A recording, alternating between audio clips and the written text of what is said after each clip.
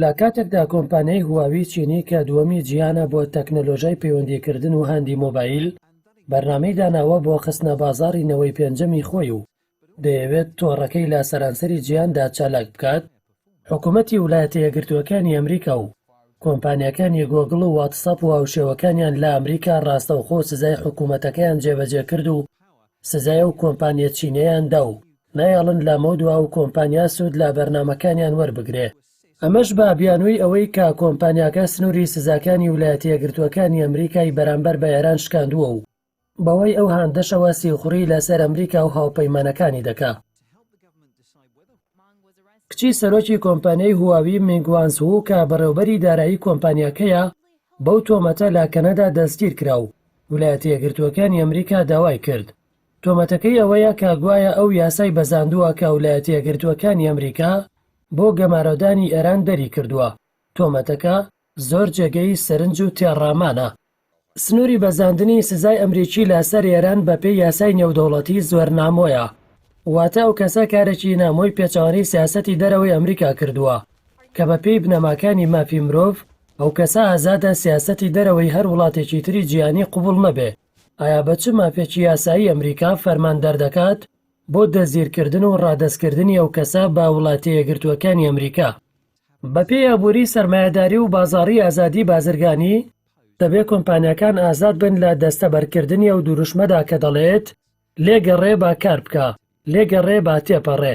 واتە کۆمپانیەکان ئازادن لە بەرژەوەندی کۆمپانیەکانیاندا هەنگاو هەڵگرن. ئەی بۆچی گۆگڵ دەبێتە پاشکۆی بڕیاری کۆشتی سپی؟ کەواتە کۆمپانیەکانیش پاشکۆ و هەڵگری شوناسی وڵاتەکانیان و ئەو تێوەرانە جێبەجێ ناکەن کە لە کتێبەکاندا لەبارەی ئابووری و سەرمایەداری و بازاڕی ئازادەوە نووسراوە. وەکو هەندێک سەرچاوەی هەواڵگری ئەمریکا و پەیمانی ناتۆ باسی دەکەن، کۆمپانیای هواوی کۆمەڵێک ئەفسەر لە بەشی جەنگی ئەلیکترۆنی سوپای چین دایان مەزراندووە. ئەو کۆمپانیایە لە ڕێگەی مۆبایلەکانیەوە دەتوانێت سیخوڕی بەسەر خەڵکی جیهانەوە بکە، بە تایبەتی هاندەنوێیەکەی کە ئینتەرنێت و داونلۆدی زۆر خێرایە.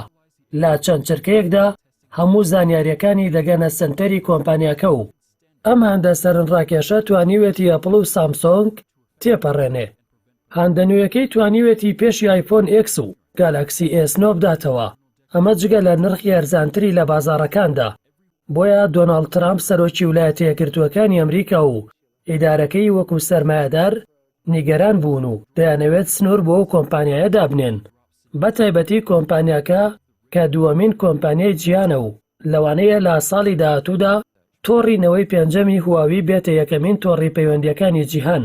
بۆیە ئەو بڕیارەی ئەمریکا سیاسی و استراتیجیە، باوەکو پاساوی سیخوڕیش ڕاست بێ، بەڵام زیاتر بەرژەوەندی ئابوووریەکانی ئەمریکایە کە ئەو بیانوانە ئاڕاستە دەکا. هەرچەندە ئەو سزایی ئەمریکا کەمێک پاشەکشە بە هواوی دەکات تا ئاڵتەرناتیڤی بەرنامەکانی ئەمریکا بەرهەم بێنێ یان لەگەڵ ڕووسیا چارەسەرێکی هاوبەشی بۆ بدۆزێتەوە. بۆیە کۆمپانیاکە ڕایگەیاندووە لە ئەم ساڵ و ساڵی داهاتووشدا هەستی بەرهەمەکانی کۆمپانیاکە دادەبەزێ.